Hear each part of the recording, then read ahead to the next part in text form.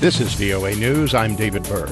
A rare bipartisan commitment between the White House and Congress to make sweeping changes on infrastructure dramatically collapsed on Wednesday. As AP's Sagar Meghani reports, President Donald Trump abruptly walked out of a meeting with House Speaker Nancy Pelosi and Democratic leader Chuck Schumer after Pelosi said that Trump was involved in a cover-up.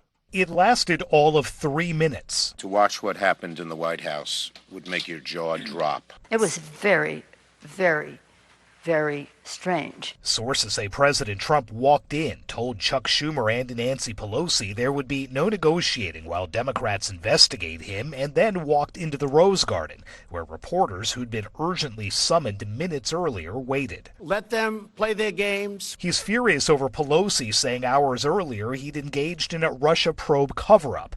The Democrats, though, say it was all staged, an excuse not to talk about infrastructure. He had to run away. Sagar Meghani at the White House. A federal judge has ruled that President Trump and his family must turn over bank records from two of Trump's major lenders, Deutsche Bank and Capital One, clearing the way for banks to comply with congressional subpoenas.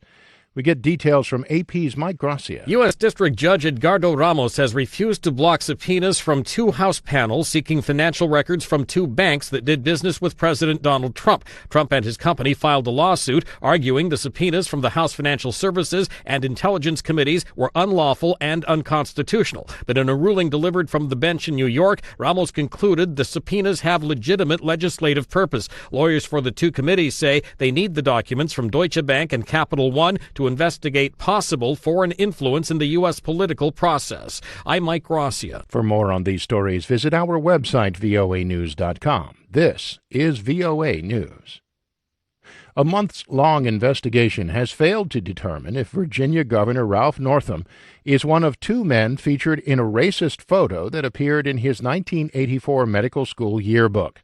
AP's Ed Donahue has details. The photo is of a man in blackface next to someone in a Ku Klux Klan hood and robe. We have identified no information that the photograph was placed on Governor Northam's personal page in error or by any other means not at his direction. Ben Hatch's law firm, hired by Eastern Virginia Medical School, conducted the investigation. We could not conclusively determine the origin of that photograph. Northam initially acknowledged he was in the picture and apologized, but later said he was convinced he was not in the picture.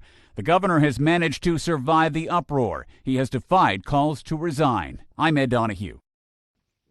Indonesian President Joko Widodo says he will not tolerate anyone disturbing the country's democratic processes after deadly clashes between police and supporters of Prabowo Subianto, a former army general who lost the recent election but is contesting the results. Reuters correspondent Francesca Lina has more. Supporters of the opposition candidate Prabowo Subianto were met with tear gas on Wednesday.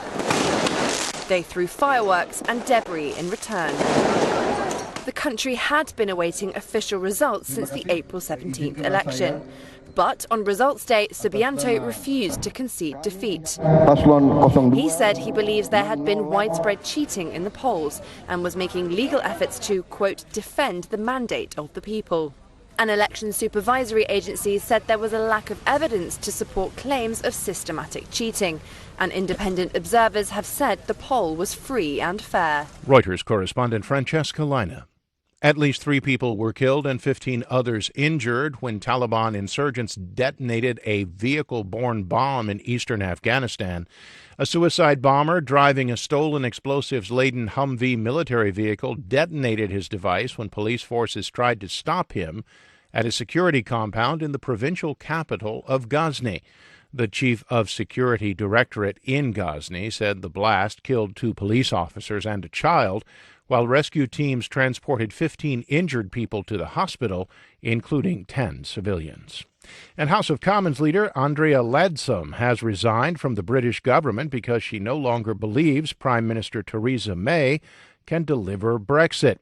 May dug in Wednesday against a growing push by both her rivals and former allies to remove her from office as she attempts to lead Britain out of the European Union, but it appears to be headed for a dead end. For more, visit voanews.com. I'm David Byrd, VOA News.